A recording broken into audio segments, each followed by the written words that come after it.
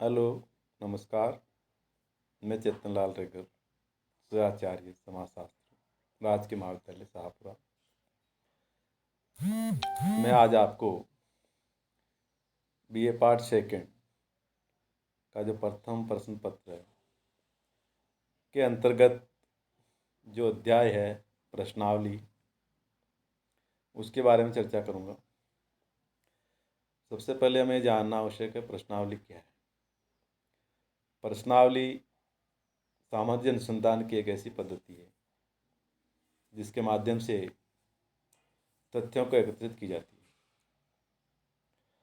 और जो अनुसंधान के अंतर्गत जो प्राथमिक तथ्य होते हैं उसका जो जो प्रयोग है, आजकल इसका प्रयोग लगातार बढ़ रहा है, क्योंकि ये जो विधि है अन्य विधियों की तुलना में इसको सस्ती भी माना है और सरल भी, क्योंकि वर्तमान में यातायात और संदेश वाहन के साधनों के विकास के कारण प्रश्नावली के द्वारा जो अध्ययन कार्य है दूर दराज के क्षेत्रों में भी सरल हो गया। इस दृष्टिकोण से जो सूचना देने वाला शिक्षित हैं, विशाल क्षेत्र में फैला हुआ है, बहुत सारा है, तो उसका भी अध्ययन अधिक उपयोगी सिद्ध हुआ है प्रश्नावली के माध्यम से, क्योंकि जिस समस्या का हल हम अध्ययन करना चाहते हैं उससे जुड़े हुए जो लोग हैं, बड़े बड़े क्षेत्रों में फैले हुए हैं, तो उनका जो अध्ययन है अवलोकन या साक्षात्कार विधि करने के माध्यम से समय अधिक लगता है, धन अधिक लगता है। तो शीघ्र सूचनाएं अगर हमें प्राप्त करनी है, कम समय में अधिक दूर दराज के क्षेत्रों में रहने वाले क्षेत्रों से संबंधित सूचनाएं एकत्रित करने के लिए ये प्रश्नावली की जो पद्धति है वो सबसे उपयोगी है। तो ये सामान्य जानकारी प्रश्नावली के संबंध में हो गई कि प्रश्नावली क्या है, लेकिन फिर भी इसकी अर्थ और परिभाषा के संदर्भ में जो वैज्ञानिकों ने इसको डिफाइन किया है उसमें पहला नाम है पोप। पोप ने इसकी परिभाषा देते हुए कहा और लिखा कि एक प्रश्नावली को प्रश्नों के एक समूह के रूप में परिभाषित किया जा सकता है जिसका उत्तर सूचनादाता को बिना एक अनुसंधानकर्ता अथवा प्रगणक के व्यक्तिगत सहायता के देना होता है। इसी प्रकार दूसरी जो परिभाषा है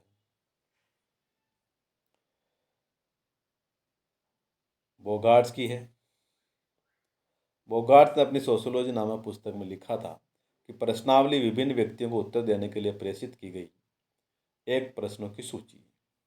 इसी प्रकार गुड्डे व हार्ट ने भी अपनी पुस्तक मेथड्स इन सोशल रिसर्च में लिखा कि सामान्यतः प्रश्नावली शब्द से तात्पर्य प्रश्नों के उत्तर प्राप्त करने की एक उपकरण से है जिसमें एक प्रपत्र का उपयोग किया जाता है जिसे उत्तरदाता स्वयं भरता है। इस प्रकार से जो प्रश्नावली की जो परिभाषा है गुड्डे हार्ट के द्वारा दी गई। इसी संदर्भ में अन्य समाजशास्त्रियों ने भी इसकी परिभाषित किया, जिसमें सिन पाई यंग का नाम भी आता है, विल्सन गी का नाम भी आता है। लेकिन इन सब परिभाषाओं से यह स्पष्ट है कि प्रश्नावली किसी भी अध्ययन क्षेत्र से संबंधित प्रश्नों की एक सूची है जिसे डाक द्वारा सूचनादाताओं के पास भेजा जाता है, जिसे सूचनादाता स्वयं भर करके पुनः लौटाता है। अब बात आती विशेषताओं की कि प्रश्नावली की वह कौन कौन सी विशेषताएं हैं। तो उन विशेषताओं के बारे में हम चर्चा करें तो उसमें पहली विशेषता जो वैज्ञानिकों ने दी कि प्रश्नावली अध्ययन किए जाने वाले विषय से संबंधित प्रश्नों की एक सूची होती है। ये इसकी विशेषता हुई। दूसरी, प्रश्नावली को डाक द्वारा सूचनादाता के पास भेजा जाता है और कभी कभी इसे स्थानीय स्तर पर वितरित भी कराया जा सकता है। अर्थात बिना डाक के भी, अगर लोकल ही समूह है, अध्ययन क्षेत्र है, तो हम वहाँ डाक से न भेज करके किसी व्यक्ति के द्वारा उनके संबंधित क्षेत्र में भिजवाया वितरित करवाया जा सकता है। इसी प्रकार तीसरी जो विशेषता है, प्रश्नावली को सूचनादाता स्वयं भरता है। इसके लिए वह किसी की सहायता नहीं लेता। नंबर 4, और प्रश्नावली का जो प्रयोग है केवल शिक्षित सूचनादाताओं के लिए ही किया जाता है, क्योंकि अध्ययनकर्ता उसके सामने नहीं होता है और प्रश्नों को पढ़ करके सूचनादाताओं को इसमें उत्तर भरने होते हैं।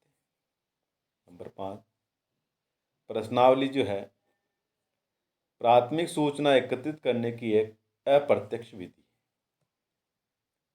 नंबर 6, प्रश्नावली का प्रयोग विशाल एवं विस्तृत क्षेत्र में फैले हुए सूचनादाताओं के लिए किया जाता है और प्रश्नावली में जो भाषा है वो स्पष्ट और सरल होती है, जिससे क्या जो प्रश्न है, जो क्वेश्चन है, वो प्रेरणादायक होती है।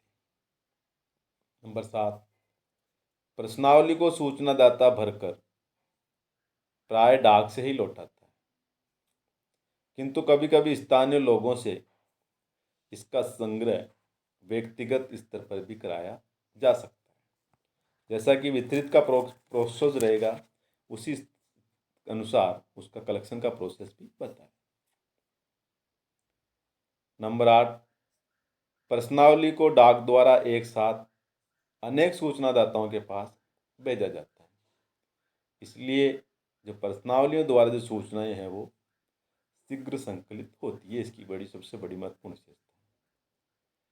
100 व्यक्तियों को एक ही दिन प्रेषित कर सकते हैं और इससे कम समय में सभी के पास वो प्रश्नों की सूची पहुंच जाती है और जल्दी से उसका उत्तर आने की संभावना भी शीघ्र बढ़ जाती है। इसी प्रकार 9वीं जो विशेषता है वो महत्वपूर्ण है। प्रश्नावली में अध्ययनकर्ता चूंकि सूचनादाता के समक्ष नहीं होता है, इसलिए वह निसंकोच अनेक गुप्त और आंतरिक सूचनाएं भी दे देते हैं, क्योंकि फिजिकली प्रेजेंस का इफेक्ट सामने वाले पे पड़ता है। तो कई बार जो सूचनाएं देने में झिझक महसूस करता है या गुप्त सूचनाएं वह बता नहीं पाता फेस टू फेस, तो वो जब कोई नहीं रहता है तो वो ऐसी सूचनाएं भी अध्ययन करने वाले अध्ययनकर्ता के पास आसानी से प्राप्त हो जाती है। तो ये 9 विशेषताएं प्रश्नावली के संदर्भ में बताई। तो प्रश्नावली की जो विशेषताएं से अभी स्पष्ट हो चुका है प्रश्नावली क्या है, किसको कहा जाता है, ये मैंने परिभाषा और विशेषताओं से क्लियर हो गया। लेकिन कोई भी अध्ययन की जो प्रणाली या विधि होती है वो कोई ना कोई उद्देश्य लेकर के होती है। तो इसी प्रकार कुछ ऑब्जेक्ट जो होते हैं वो प्रश्नावली के संदर्भ में भी हैं। तो हम यहाँ पर कुछ इसके जो उद्देश्य हैं उसके बारे में मैं आपको बताऊंगा कि कुछ उद्देश्य होते हैं जो प्रश्नावली बनाने के लिए मुख्य रूप से बताए गए। उसमें पहला, विशाल, विस्तृत एवं विविध, व्यापक रूप से बिखरे हुए सूचनाओं को एकत्रित करना, यह पहला उद्देश्य। दूसरा, प्रामाणिक तथा विश्वसनीय सूचनाएं संकलित होना। 3, सूचनाओं का व्यवस्थित संकलन। नंबर 4, वैश्विक अध्ययन के लिए भी होता है। नंबर 5, अनावश्यक तथ्यों को छोड़ देती है इसमें। नंबर 6, कम खर्च भी इसमें होता है, तो खर्च करने की दृष्टिकोण से कम खर्चीली बताई गई है। इसी प्रकार संख्यात्मक अनुमापन, तो स्टैटिस्टिकल मेथड्स के दृष्टिकोण से भी यह जो डाटा होते हैं वो भी इसमें उसका आसानी से अनुमापन किया जा सकता है। नंबर 8, एक साथ तथा शीघ्र सूचनाओं का संकलन, तो कई सारी सूचनाओं को बहुत जल्दी प्राप्त करने का जो उद्देश्य है वो भी प्रश्नावली के द्वारा पूरा हो सकता है। तो इस प्रकार से प्रश्नावली का जो निर्माण है इन उद्देश्यों की पूर्ति के लिए भी किया जाता है। तो इस प्रकार से प्रश्नावली जो है अनुसंधान करने की एक महत्वपूर्ण पद्धति बताई गई, जिसके कुछ उद्देश्य विशेषताओं की चर्चा हमने की है। प्रश्नावली के संदर्भ में आगे और हम चर्चा करेंगे। आज के लिए इतना ही। धन्यवाद।